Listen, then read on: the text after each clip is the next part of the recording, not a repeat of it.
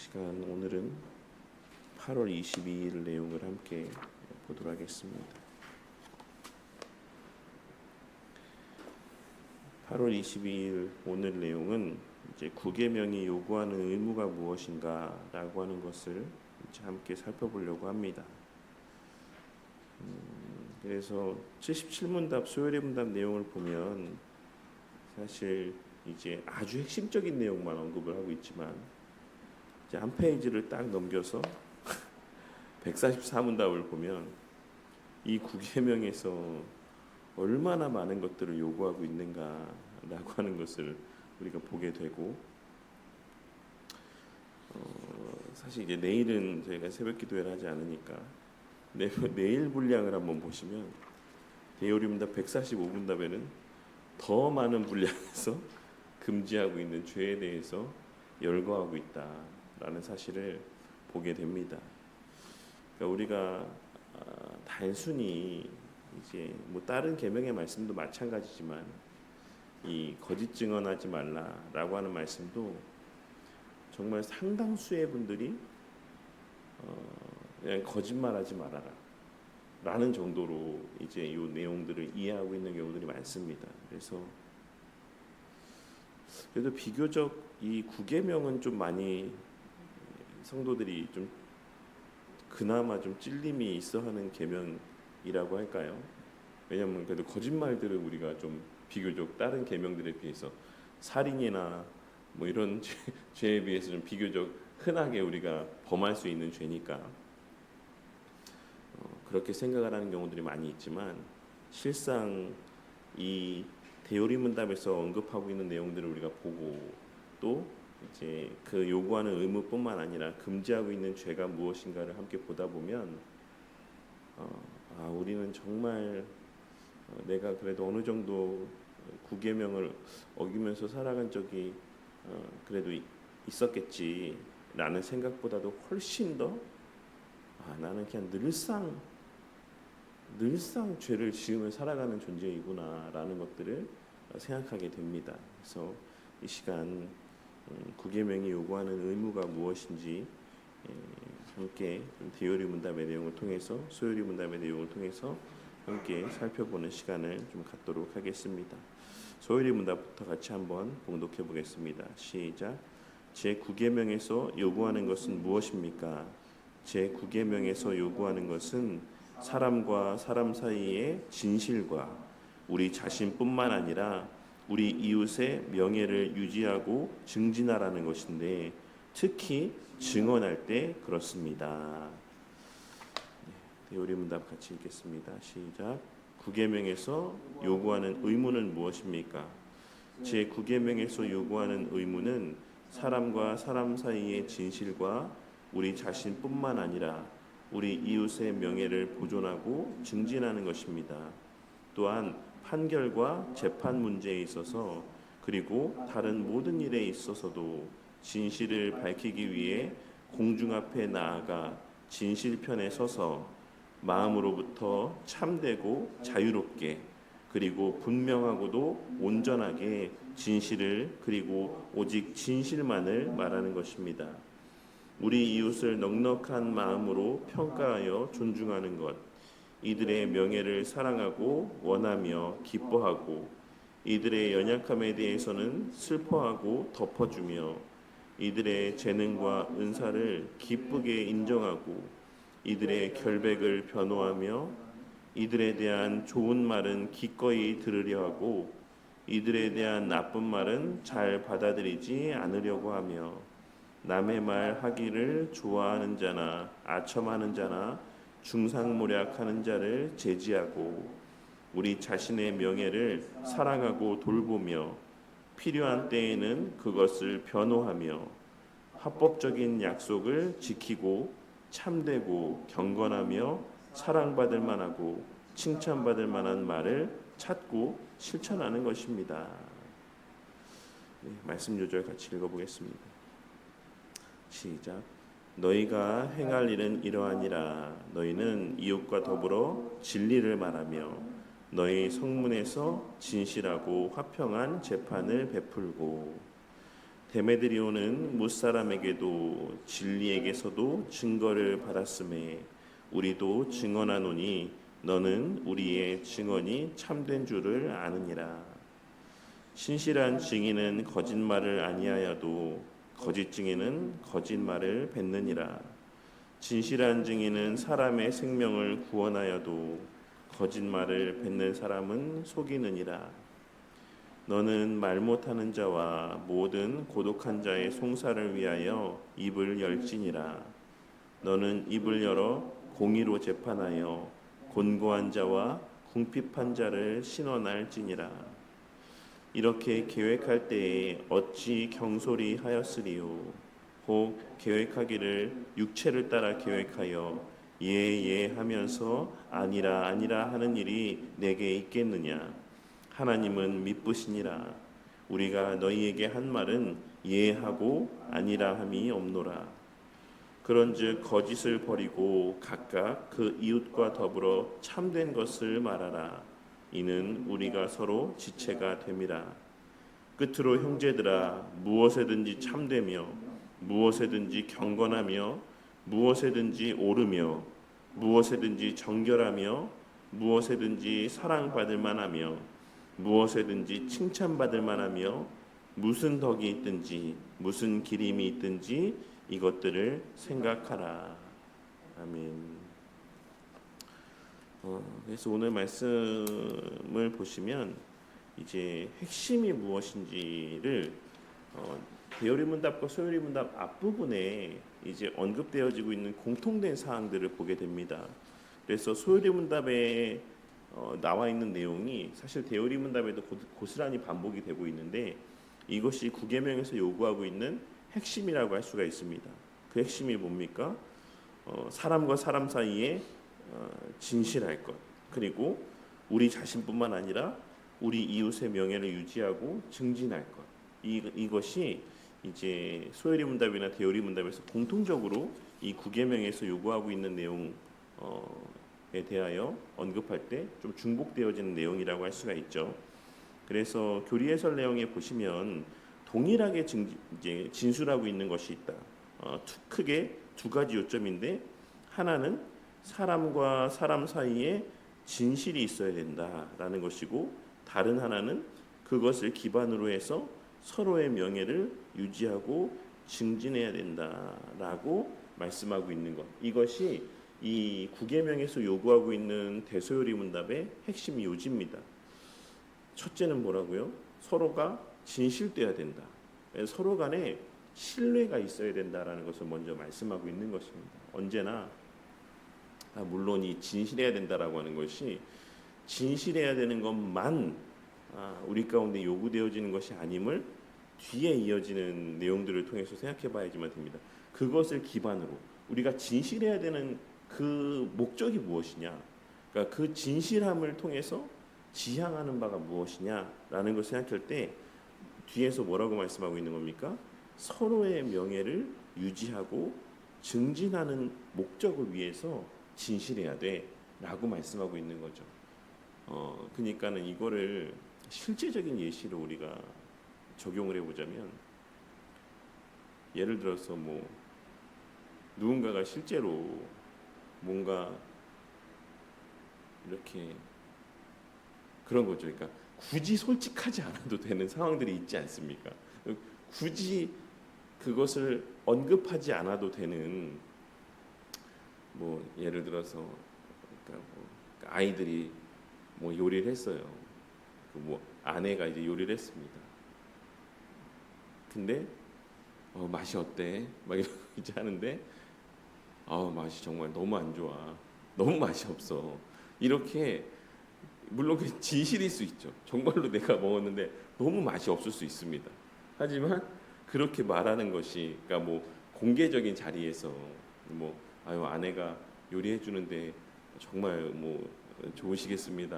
뭐 늘 맛있는 음식을 드시고 하니 행복하시겠습니다. 이렇게 하는데 아니요. 맛이 하나도 없는데요. 이렇게 설령 그렇게 느끼는 바가 있다라고 할지라도 그러한 자리에서 우리가 이렇게 그 진실을 말하는 것이 과연 내 아내의 명예를 유지하고 증진하는 일일까라는 것들을 생각해 봤을 때 아니라는 것을 알 수 있겠죠.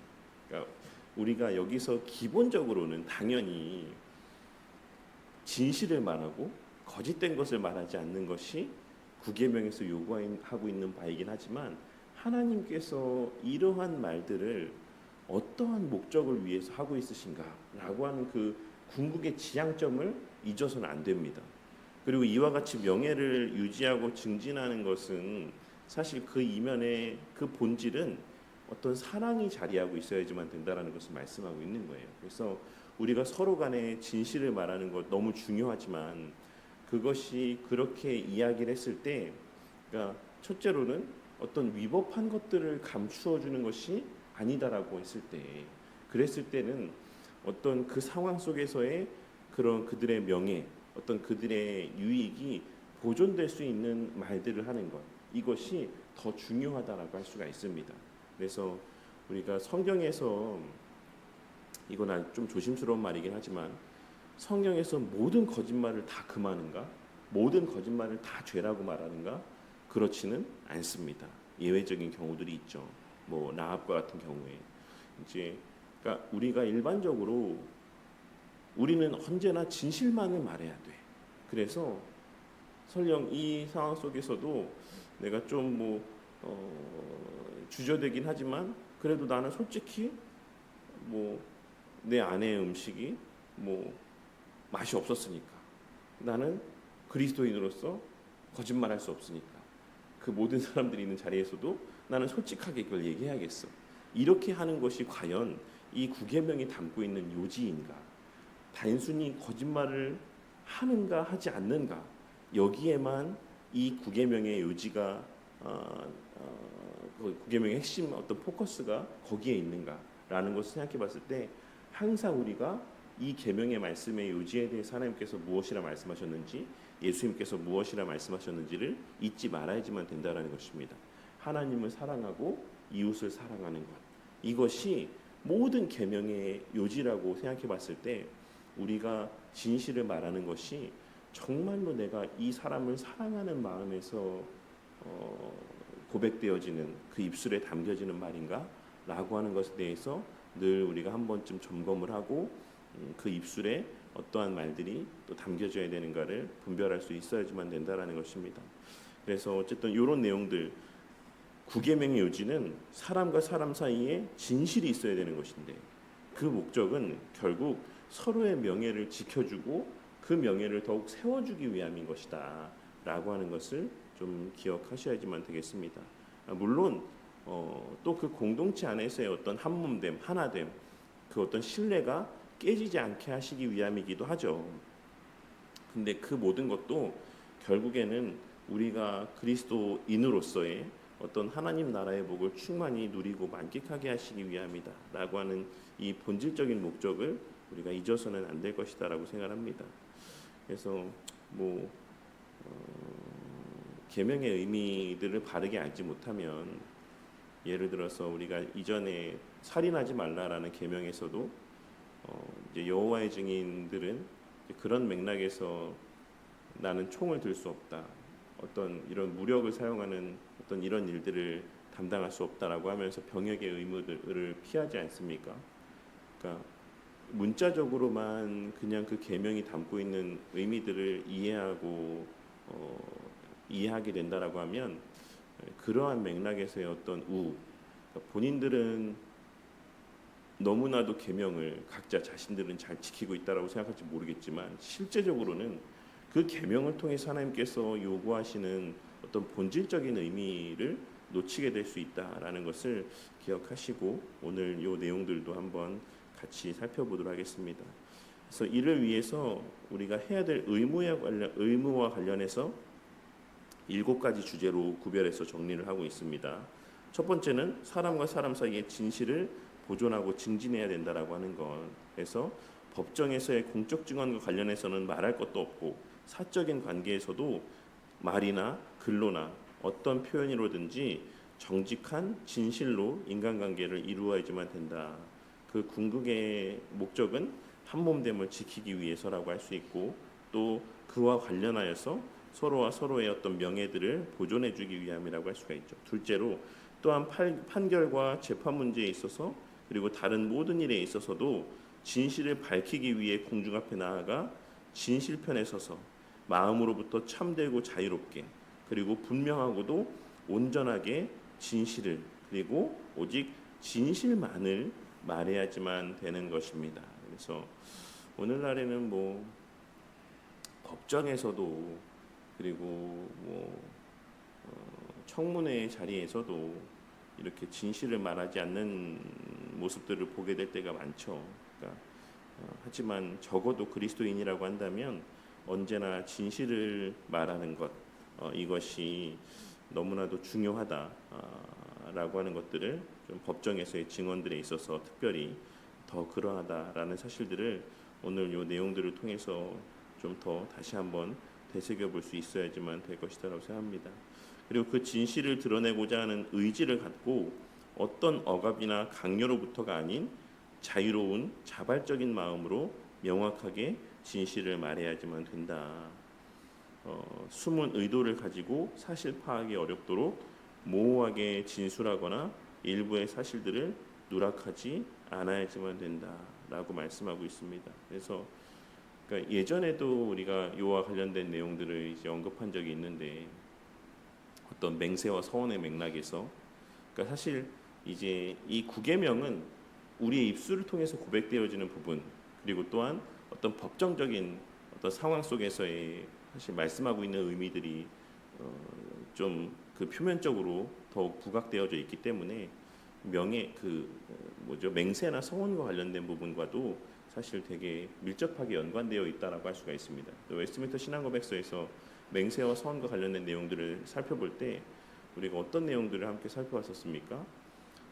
그리스도인들은 언제나 명확한 예하면 예, 아니오면 아니오라고 하는 이러한 말들을 명확한 의사 표명을 할 수 있어야지만 된다, 또 해야지만 된다라는 것을 말씀드렸었는데, 그러한 내용들이 이 데요리 문답에서도 그대로 지금 반복되어서 언급되고 있다라고 할 수가 있습니다.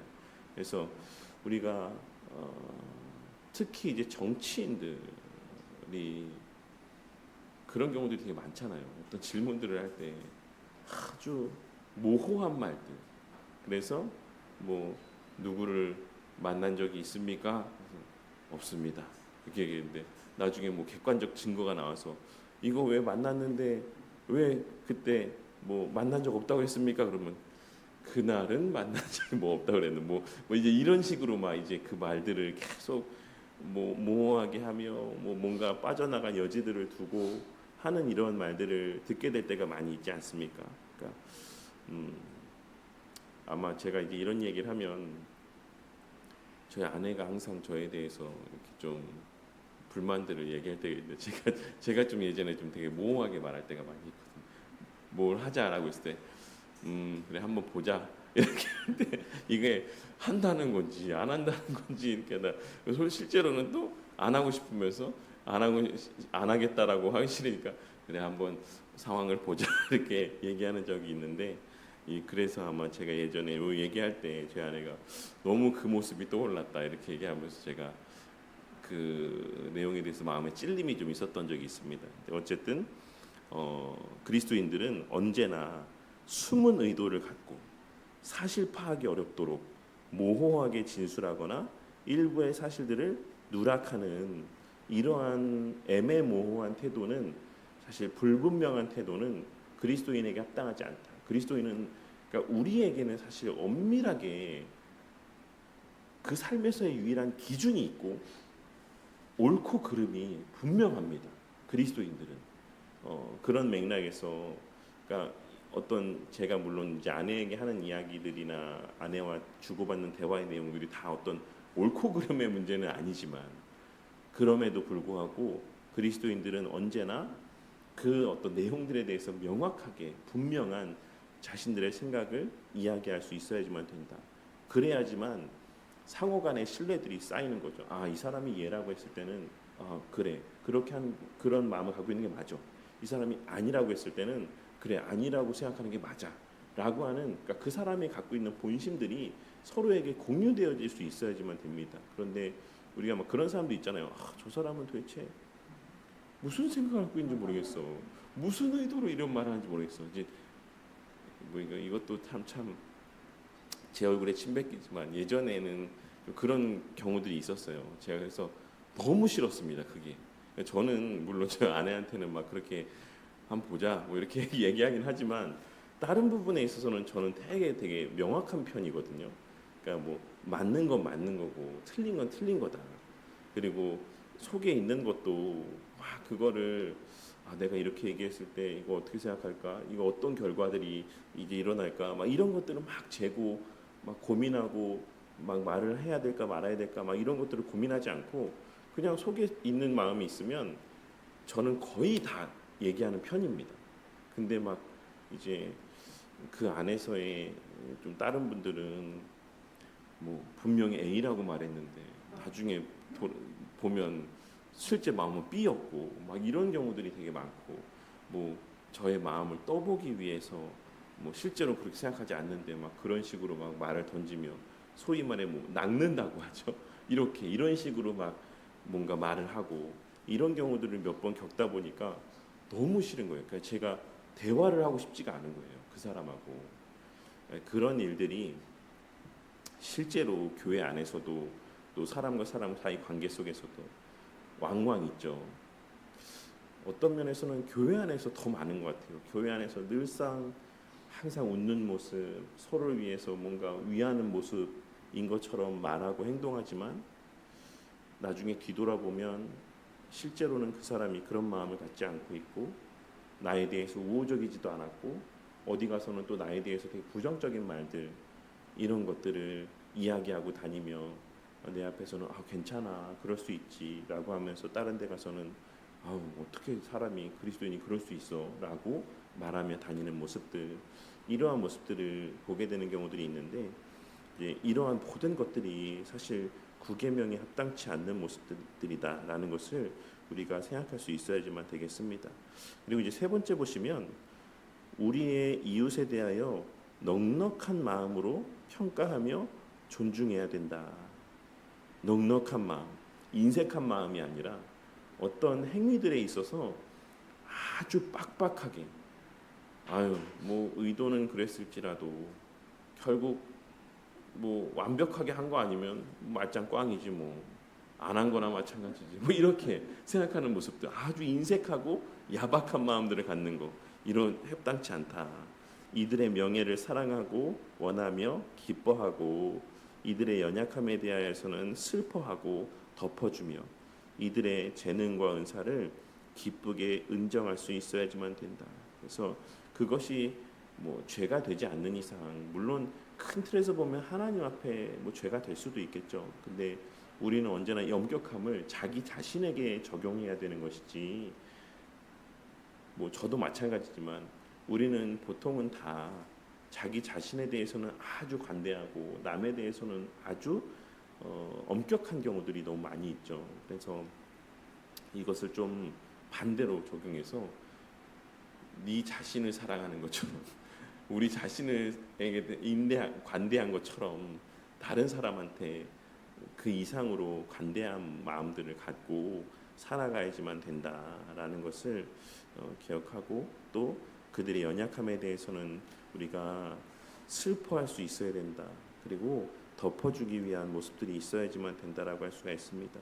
그래서 나쁜 평판을 들을 경우에 증거를 확실하게 보기 전에는 항상 선한 관점에서 먼저 소중히 여기고 존중해야지만 된다라고 할 수가 있습니다. 그래서 그러니까 이제 그 생각이 나네요. 그래서 이런 것들을 이용해서 그렇게 말씀하신지는 모르겠는데 어쨌든 이거를 악용하는 분들도 있는 것 같아요. 이게 항상 다시 또 말씀드리지만 타인에 대해서 이제 좀 그러한 모습을 가져야 된다라고 하는 것이고 또 객관적인 증거가 없는 상황 속에서 이런 것을 말씀하고 있는 것입니다. 그런데 이제 어떤 일이 있었냐면 이제 제가 최근에 들었던 내용인데 이제 그 어떤 목사님이 너무나도 명백한 객관적 증거가 있는 이제 잘못들이 있었어요. 그래서 이것이 실정법상에서도 이제 어김의 모습이었어 가지고 실정법을 어기는 어떤 상황이었어 가지고 이제 그거에 관련된 이제 재판을 이제 받고 있는 상황이었습니다. 그래서 1심에서도 유죄가 나왔고 뭐 그랬던 것 같아요. 근데 이제 이분이 상고를 한 거죠. 그런데 이제 어떤 그 노회 안에서의 중책을 맡게 된 거예요, 이분이. 그래서 이제 다른 분들이 아니 어떻게 그 노회 안에서의 그런 중요한 위치에 그런 일들을 맡을 수 있냐, 지금 현재 이러고 있는데, 이렇게 얘기했더니 그 목사님이 하시는 말씀이 무죄 추정의 원칙이 있지 않냐, 완전한 어떤 내가 지금 상고를 했으니까 이거 유죄로 나오기 전에는 나는 무죄다, 나는 죄가 없다, 이제 그렇게 하면서 이제 그 직을 맡아서 막 수행을 했죠. 근데 이제 결과적으로는 이제 유죄로 나왔습니다. 네, 그러니까 너무나도 명백한 이제 그런 상황 가운데 있었는데, 그런 모습들, 이제 것이 그러니까 자기 자신에 대하여서는 너무나도 관대하고 타인에 대하여서는 너무나도 이제 엄격한 잣대들을 들이미는 모습들 가운데 하나라고 할 수가 있겠죠. 그래서 어떤 객관적인 분명한 것이 없는 선에는 당연히 우리가 타인에 대해서 늘 우호적이고 또 진실된 말들을 하고 존중히 여기는 모습들을 나타내 보여야 되는 것이 맞습니다. 하지만 그것이 실제로 뭔가 객관적으로 어떤 증거들을 통해서 드러난 죄에 대해서도 눈 감아 주어야 된다라는 것을 의미하는 것은 아닙니다. 그런 의미들도 잘 같이 균형 있게 우리가 이해할 수 있어야지만 되겠습니다. 그리고 이들의 명예를 자신의 명예처럼 기뻐하고 높여주기를 원해야지만 된다.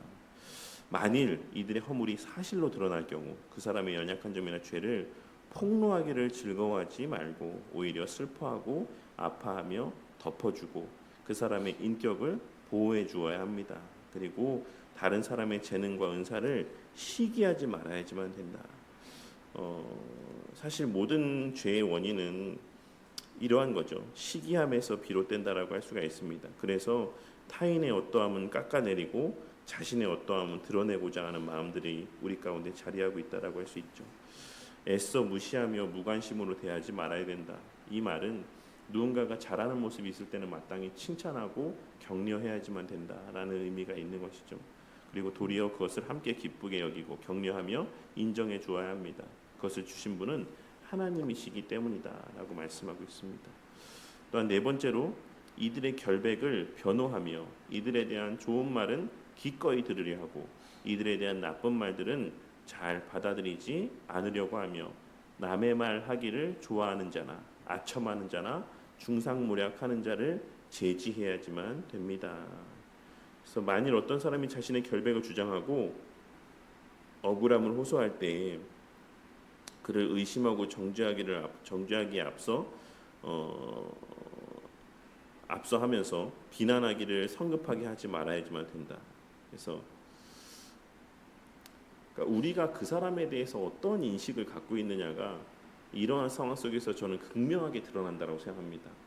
그러니까 뭐 그런 맥락에서 우리가 팔은 안으로 굽는다라는 말을 종종 사용하기도 하는데, 저는 이것이 그러니까 명백하게 드러난 부분에 있어서도 그렇게 행하는 모습들, 그러니까 예를 들어서 뭐 목사는 목사의 편에 서서 이제 목사와 성도 사이에 어떤 분쟁이 있을 때 교회에서 무엇인가 재판을 하면 거의 대부분 목사들에게 유리한 대로 판결이 나오는 경우들이 대부분입니다. 최근에 서울의 모 교회에서 그 건축을 함에 있어서 좀 실제적인 재정적 문제들이 있었던 것 같아요. 그래서 장로 중에 한 분이 이제 그분이 그런 쪽에 일을 하는 분이라고, 제가 사회에서 직업이 그런 쪽 관련 회계라고 그랬나, 어쨌든 뭐 그런 부분에 일을 하시는 분이었던 것 같아요. 재정적인 부분에서. 근데 아무리 봐도 교회 재정 사용이나 이런 부분들이 불투명하고 좀 문제가 있는 것 같아서 이제 그런 내역들을 좀 공개해 달라고 이야기를 했습니다. 정식으로 요청을 한 거죠. 근데 이제 거절했습니다. 당회에서.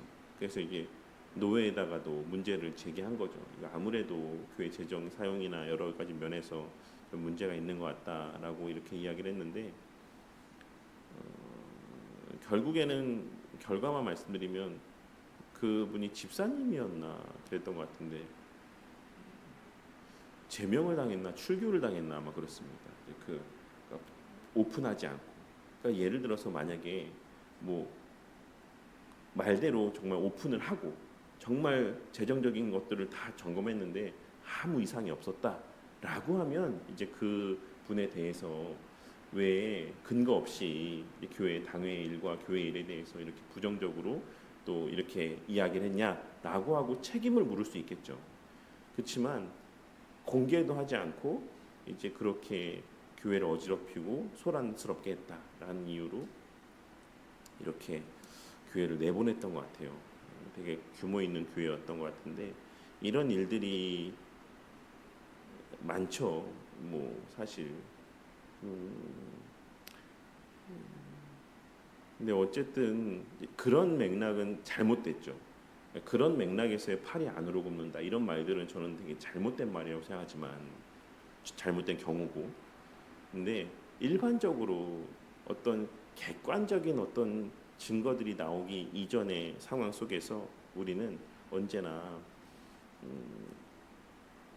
뭔가 우호적인 어떤 마음들을 가지고 사안들을 대할 수 있는 그런 모습들이 필요합니다. 뭐 일반적으로 서양 사람들은 어떻게 생각하겠습니까? 객관성을 유지해야 돼. 그래서 옳은 것도 아니고 그른 것도 아니니까 우리가 어떤 증거에 의해서 뭔가 명확하게 판결이 나오기까지는 우리는 중립을 지켜야 돼. 이런 말들을 하지만 데오리 문답에서 말씀하고 있는 요지는 무엇인 것 같으세요? 아니 그 사람이 죄를 짓지 않았을 것이다라는 감정 가운데 대해야 돼. 명백한 증거가 나오기 전에는 그렇게 말씀하고 있는 겁니다. 근데 이제 제가 드리고 싶은 요지는 우리가 그 사람을 어떻게 생각하고 있었는가 평소에 그것이 그러한 순간 속에 극명하게 나오는 거죠. 예를 들어서 나랑 너무 안 좋은 관계 가운데 있는 사람에 대한 좋지 못한 소문이 딱 돌았다. 그게 내 귀에 들려왔다. 그럼 뭐라고 이야기합니까? 내 그럴 줄 알았다.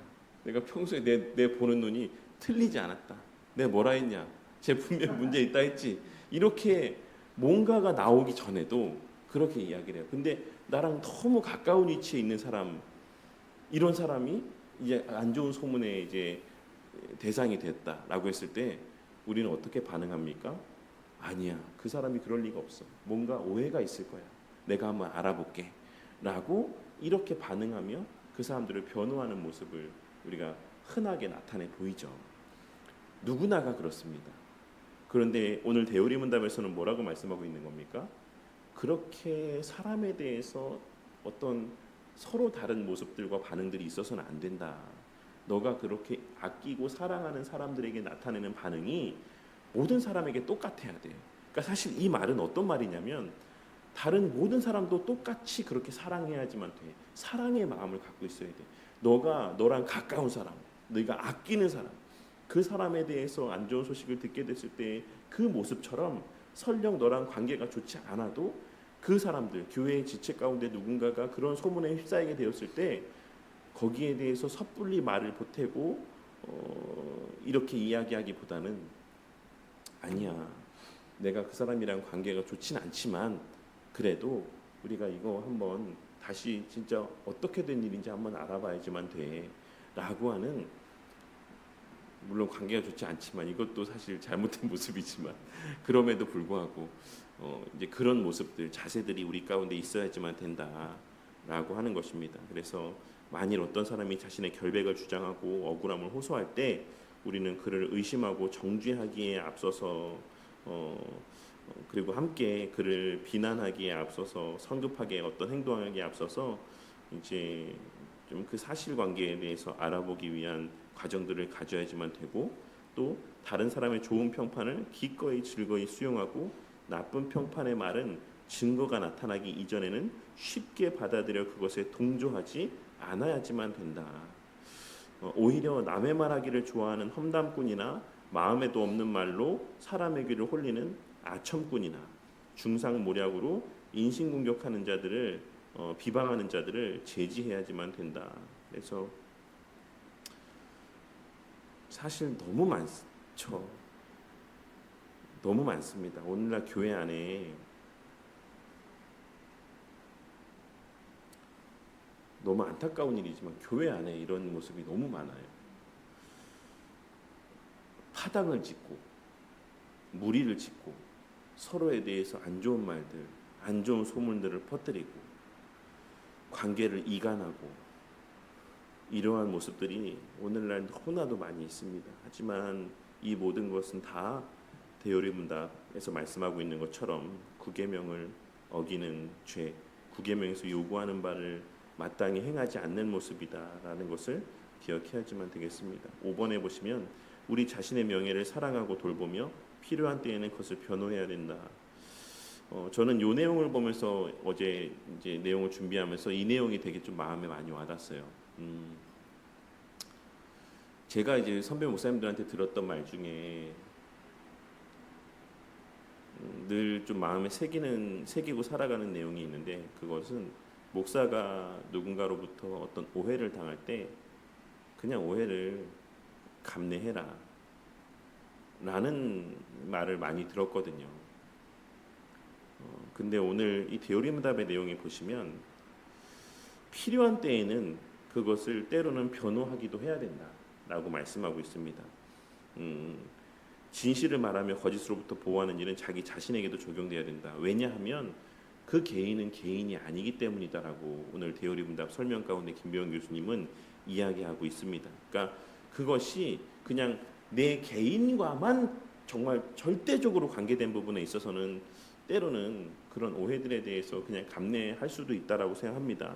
그런데 요 내용에 보시면 밑에서 3, 5 10번째 줄에 자신의 명예와 평판은 단지 자신의 개인적인 차원에서의 필요 때문만이 아니라 자신을 통해 하나님께 영광 돌려야 되는 신자의 도덕적 책임이기 때문이다. 그래서 때로는 우리 자신이 받은 불필요한 오해나 어떤 거짓된 어떤 소문이나 내용들에 대해서는 우리가 그것을 내 자신이 억울해서가 아니라 우리 자신이 맡고 있는 직무들이나 혹은 우리가 속해 있는 공동체, 교회의 어떤 명예와 권위, 더 나아가서 하나님의 이름의 어떤 명예와 권위, 이런 것들을 보존하기 위해서 때로는, 그러니까 우리가 책 잡히지 않기 위해서 살아야 된다라는 의미도 있습니다. 여기에는 우리가 그렇게 스스로의 명예를 보존해야 돼라고 하는 말에는 너가 함부로 행동해서 네 자신의 그 명예를 훼손함으로 말미암아 그런 거죠. 자식이 부모의 얼굴에 먹칠하는 것. 우리가 우리의 행함으로 그것이 사람들은 우리 자신에게 욕을 하는 것이 아니라 결국 그리스도인들을 욕하고 교회를 욕하고 더 나아가서 그것은 하나님에게 모욕이 돌려지는 어떤 행위이기 때문에 우리 자신의 명예를 우리 자신을 위해서가 아니라 근본적으로는 하나님을 위해서고 또한 부차적으로는 우리에 속한 교회 공동체 모두의 명예를 보존하기 위해서 우리는 스스로의 삶을 주의하고 또 살필 수 있어야지만 된다. 말하고 행동하는 부분에 있어서 조심할 수 있어야지만 된다. 진실돼야 된다. 참돼야 된다. 옳고 또 의로운 일들만 행해야 된다. 이런 의미가 담겨 있지만 또 함께 어떤 오해를 받을 때에도 그것을 필요하다면 변호하는 모습들이 있어야지만 된다. 그러니까 정당하게 반론을 제기할 수 있는 객관적인 증거들이 있고 뭐 이게 아무도 알 수 없는 일이다라고 했을 때는 사실 뭐 할 말이 없죠. 그냥 안 했다라고밖에 뭐 이야기할 수밖에 없는 일이지만 객관적인 증거가 있고 변호할 수 있는 상황들에 대해서는 정말 우리가 적극적으로 또 변호한 모습들을 나타내 보여야 된다라는 것을 또 우리가 함께 생각해 봐야지만 되겠습니다. 그리고 여섯 번째는 합법적인 약속을 지켜야지만 된다. 하나님께서는 언약에 신실하신 분이시다. 신자도 마땅히 약속한 바에 대해서 신실해야 된다. 상황이 바뀌어 자신이 한 약속을 지키는 것이 자신에게 불이익이 되거나 불리해질 것을 염려하여 약속을 파기해서는 안 된다. 합법적인 약속이라면 끝까지 지켜야 되는 도덕적 의무가 있기 때문이다.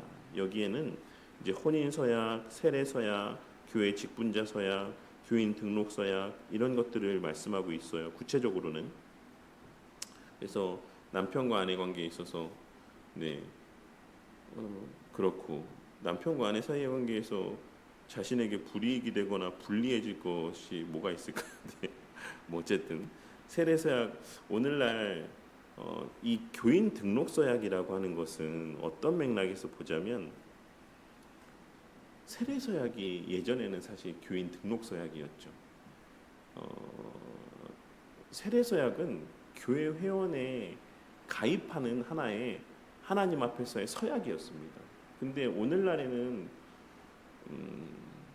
내가 세례할 때 뭐라고 이야기했는지 고백했는지도 모르는 사람이 부지기수이고 세례 서약의 가치조차를 거의 뭐 무가치하게 여기는 경우들이 많죠. 그러니까 그래서 과거에는 어떤 제도가 있었던 겁니까? 이명 제도가 있었던 거예요. 그래서 한 번 세례를 받고 교회 회원이 됐을 때는 다른 교회로 이제 여러 가지 상황에 의해서 이제 옮기게 되었을 때 이명 증서를 발행해줘서 그 교회에도 바로 회원이 되는 겁니다. 그냥. 근데 이제 오늘날에는 여러 가지 뭐 이유들이 있어서 이런 제도들이 이제 유명무실하게 되었지만 그렇기 때문에 교회들마다 어떤 제도들이 생겨난 겁니까? 이 정회원 제도들이 이제 회원권에 관련된 이제 그런 제도들이 생겨난 거예요. 그래서 설령 임명증을 받아와도 사실 뭐 그 교회가 어떤 교회인지도 사실 이제 우리가 서로 간의 신뢰가 깨어졌기 때문에 그냥 그 교회에서 새롭게 일정 시간 그분을 보고 이제 교인 회원으로 받아들이는, 그러니까 교회의 순결과 어떤 그 최소한의 울타리를 치는 거죠. 교회를 보호하기 위한, 성도들을 보호하기 위한. 근데 이러한 교인 등록의 서약들 이런 것들을 우리가 가볍게 여겨서는 안 된다라고 할 수 있습니다. 그 마지막 7번에 참되고 경건하며 사랑받을 만하고 칭찬받을 만한 말들을 찾고 실천해야 된다. 요컨대 거짓을 말하지 말라라고 하는 구계명을 준수하는 일이 단지 거짓을 말하지 않는 소극적인 자세에 머물지 않는다라는 사실을 유의해야 된다. 제가 계속해서 드렸던 말씀이 이 말씀입니다. 이 구계명이 단지 거짓말하지 마라는 것만 말하고 있는 게 아니다. 이는 적극적으로 말과 행실에 있어서 무엇에든지 참되며 무엇에든지 경건하며 무엇에든지 옳으며 무엇에든지 정결하며 무엇에든지 사랑받을 만하며 무엇에든지 칭찬받을 만하며 무슨 덕이 있든지 무슨 기림이 있든지 이것들을 생각하고 또한 실천을 적극적으로 추구하라는 것, 이것이 구계명이 말씀하고 있는 요지다라는 것을 기억하시기를 바라겠습니다. 그래서 그런 맥락에서 우리는 앞서 6번에 언급했던 것처럼 합법적인 약속들, 그러니까 이거는 비단 교회 안에서의 어떤 이런 것들만이 아니라 거래 관계에 있어서도 상호간의 어떤 약속에 있어서도 한번 우리가 내뱉은 말, 한번 약속한 거에 대해서는 정말로 피치 못할 사정이 있지 않는 이상은 그 약속들을 지키기 위해서 최선을 다하는 것이 우리의 마땅한 도리다. 그래서 최근에 그런 뉴스들을 제가 봤던 것 같아요. BTS라는 이제 그 가수가 공연을 뭐 어디서 여러 군데서 우리나라에서도 했나 봐요. 부산에서도 하고. 근데 BTS가 공연을 하게 되니까 그 지역의 숙박비가 엄청나게 올라간 겁니다. 막 평소에는 뭐 10몇만 원이었던 게 막 100만 원 막 이렇게. 근데 예전에 예약을 해놨던 사람들이 있잖아요. 10몇만 원일 때. 근데 이 숙박업소들이 일방적으로 예약을 취소하는 거예요. 아, 가격이 올랐다 이러면서 일방적으로 취소하고 원하면 다시 예약해라 이렇게. 그래서 막 정부에서 제재하고 뭐 막 벌금 때린다 하고 뭐 영업 관련해서 막 제재하겠다고 하고 막 이런 일들이 있었거든요.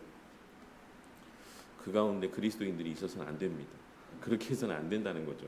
우리가 정당하게 그 사람들이 정당하게 예약을 한 거라고 한다면 그것으로 이용할 수 있게끔 하는 것이 상식이죠. 사실 이거는 굳이 여기서 계명의 말씀에서 말하지 않아도 상식인데도 불구하고 다른 사람들이 다 그렇게 하니까 뭐 심지어는 그리스도인들도 다 그렇게 또 조금 더 많은 물질의 유익을 위해서 그렇게 행동하는 경우들을 보게 될 때도 있는데, 그렇게 해서는 안 된다.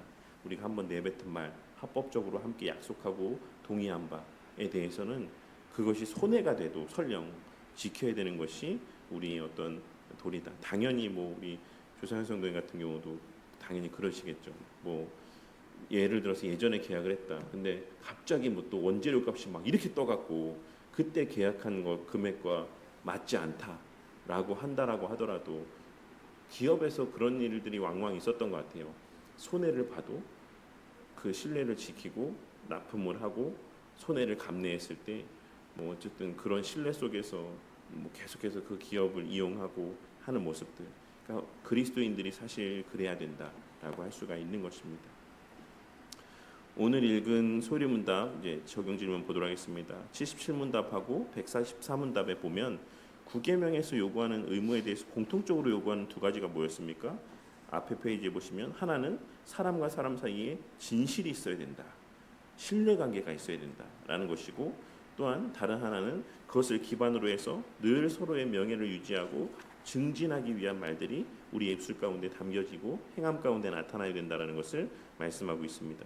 9계명이 다른 사람만이 아니라 자신의 명예를 사랑하고 돌보고 변호하는 일에도 관여하는 까닭이 무엇입니까? 우리 개인은 이제 더 이상 개인이 아니기 때문에 그렇습니다. 우리는 그리스도의 몸된 교회의 지체이고 사실 하나님 나라의 백성이고, 그렇기에 우리의 행함은 하나님 나라를 대변하고 그리스도를 대변하는 어떤 그런 의미들이 있기 때문에 우리가 늘 자신의 명예를 지키기 위해서 애쓰고 또 변호하는 일에 대해서도 필요한 경우에는 적극적으로 임해야 된다. 단순히 내 개인이 나를 이렇게 여긴다고, 나를 이렇게 불명예스럽게 이렇게 다룬다고 어떤 이런 개인적인 분개함에서가 아니라 그리스도를 사랑하고 하나님을 사랑하고 우리 공동체, 교회 공동체 지체들의 명예를 보존하기 위한 마음에서 우리는 이러한 태도들을 나타내 보일 수 있어야지만 되는 것입니다. 여러분이 다른 사람의 약점이나 허물 또는 범죄에 대해서 들었을 때 어떻게 반응하십니까? 그 사람을 어떻게 생각하느냐에 따라서 서로 다른 반응을 보인다라고 말씀드렸죠. 주변에서 확실한 증거를 확인하기도 전에 험담하고 비난과 정죄를 하는 경향성을 보이신 적이 있으십니까? 뭐 없길 바라지만 있을 수도 있다고 생각합니다. 이러한 반응을 만났을 때 우리는 어떻게 해야 되겠습니까? 내가 정말로 사랑하고 내가 신뢰하는 사람들의 그러한 소식을 들었던 것처럼 모든 사람들한테 그런 반응을 나타내 보여야 된다. 우리 잠깐 정확한 증거가 있는지 한번 살펴보자.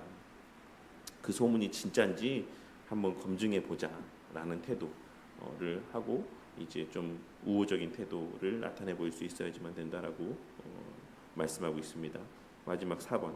9계명이 요구하는 의무를 살피면서 여러분이 달라지기를 바라는 행위는 어떤 것입니까? 여러분에게 있어서 가장 무심하게 무의식적으로 해온 실수나 잘못은 무엇입니까? 저에게 있어서는 그랬던 것 같습니다. 제 스스로가 마치 엄청나게 의로운 존재라도 된 양, 실상은 그 사람에 대해서 제가 우호적이지 않은 마음을 갖고 있었기 때문임에도 불구하고 제가 무슨 거룩한 의의 심판관이라도 되는 것처럼 누군가에 대해서 어떤 이야기를 듣게 되었을 때 저도 똑같이 그런 반응을 나타내 보였던 적이 많이 있었던 것 같아요. 봐, 내가 말했던 게 맞지? 저 사람 그런 사람이라고 내가 얘기했지? 이렇게 했던 적들이 있었던 것 같아요. 물론 뭐 그것이 나중에 정말로 허물로 나타나게 되는 경우들이 사실 대부분이긴 했지만, 그럼에도 불구하고 제가 그런 판단들을 내렸을 때의 저의 모습은 그 증거들을 확인했기 때문은 아니었었던 경우들이 있었던 것 같습니다. 많이 있었죠, 사실. 그래서 우리가 스스로가 신앙이 괜찮다라고 생각하는 사람들일수록 우리가 나름 하나님 앞에 바르고 선하게 살기 위해 애쓴다고 생각하는 사람일수록 우리는 사실 이런 죄에 빠지기 쉽다. 그래서 우리는 늘 나는 괜찮은 사람이고 누군가는 안 괜찮은 사람이야. 그래서 누군가 했을 때 아유 내가 그럴 줄 알았지. 저 사람 했을 때도 아유 내가 그럴 줄 알았지. 이런 마음들이 나도 모르게 우리 마음 가운데서 생겨날 때가 많은데, 오늘 말씀에서처럼 우리가 슬퍼하고 애통해하는 마음들, 긍휼히 여기는 마음들을 하나님께서 우리에게 주시고, 우리도 또 그런 마음을 갖기 위해 하나님 앞에 간구하고, 그래서 우리가 인간이기에, 이 땅에서 살아가는 또 연약한 존재들이기에 우리가 다 똑같이 사랑할 수는 없어요. 이 땅에서 살아가는 한 모두를 100의 정도로 다 사랑할 수는 없습니다. 누군가는 좀 덜 사랑할 수 있고 누군가에게서는 더 귀하게 우리가 여기는 마음을 갖게 될 수밖에 없는 게 우리의 이 땅에서의 한계이지만, 그럼에도 불구하고 항상 그 기준은 내가 100으로 사랑하는 사람들의 그 마음가짐을 갖고 누군가의 어떤 소식을 듣게 됐을 때, 내가 이 소식에 대해서 만약에 우리 조상현 성도님이나 구정훈 성도님이 이랬다고 내가 들었을 때 뭐라고 생각할까? 이런 걸 떠올려 봤으면 좋겠어요. 그러면 내가 그렇게 생각 안 하겠지? 내가 분명히 그럼 이분들은 그럴 만한 사정이 있었을 거야. 이분들이 그렇게 했을 때는 뭔가 또 다른 또 마음이 생각이 있었을 거야 라고 내가 생각했겠지? 그러면 이 사람에 대해서도 내가 그 정도의 마음으로 이 사람에 대해서 생각하고 그렇게 행동해야겠다, 변호해줘야겠다, 우호적으로 나타내 보여줘야겠다, 그 말과 행동들을 나타내 보여야겠다라는 이런 생각들. 그러니까 항상 그 기준을 내가 정말로 사랑하고 아끼는 사람들을 기준으로 삼아 교회의 다른 지체들에 대해서 혹은 또 여러 상황들을 마주하게 되는 상황 속에서 그렇게 말하고 행동하기 위해서 애쓰는 저와 우리 모두가 되기를 바라겠습니다. 이 시간 오늘 또 나눈 내용들을 기억하며 혹 우리 가운데 그런 모습을 나타내 보인 적은 없었는지 돌아보며 회개할 것에 대해서는 또 회개하고, 하나님 앞에 언제나 우리가 서로의 명예를 지키고 보존하기 위하고 또 증진시키기 위한 말들이 우리 가운데 고백되어지고, 늘 정말 서로 간의 신뢰가 생겨나는 그러한 말들. 그래서 그런 모습을 위해서 정말 우리가 한번 내뱉은 말들에 대해서는 어떤 한이 있어도 지키기 위해서 애쓰고 노력하고 또 열심을 내는 그러한 공동체. 그래서 저 사람이 그렇다고 했을 때는 맞아, 저 사람 분명히 저렇게 할 거야. 그리고 저 사람이 어떤 행동을 했을 때는 분명히 또 다른 하나님 앞에서의 또 이런 선한 마음들이 있었을 거야.